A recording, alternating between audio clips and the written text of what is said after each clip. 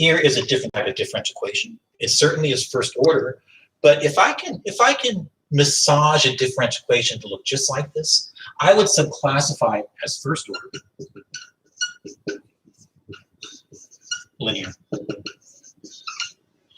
Now, what I would like to do is take just a few moments and talk about, theoretically speaking, how I can solve a first order linear differential equation. So here I go. I'm going to make something up out of thin air. It's a whole new function. It's going to be my natural exponential function, evaluated on the coefficient of y.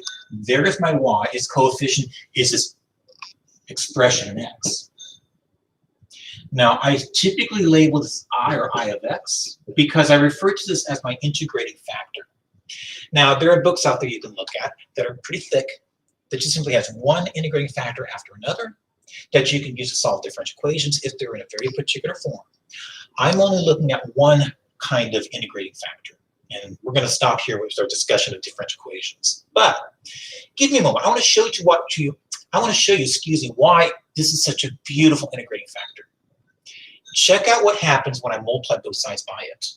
I get this.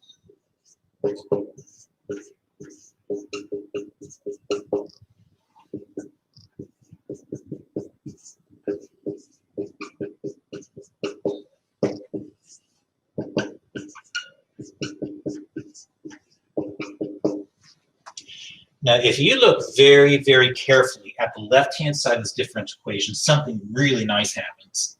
What you end up having is nothing more than the result of differentiating with respect to x.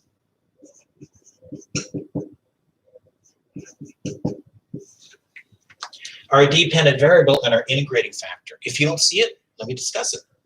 To differentiate product, we use a product rule.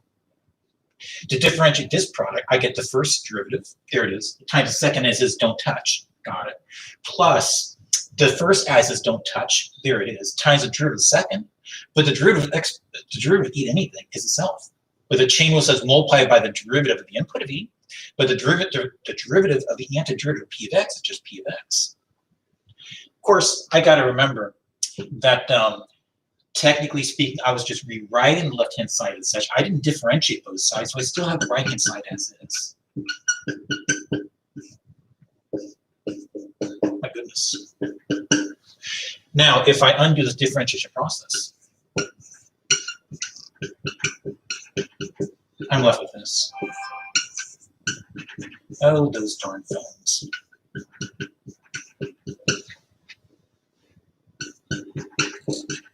And if I isolate y completely,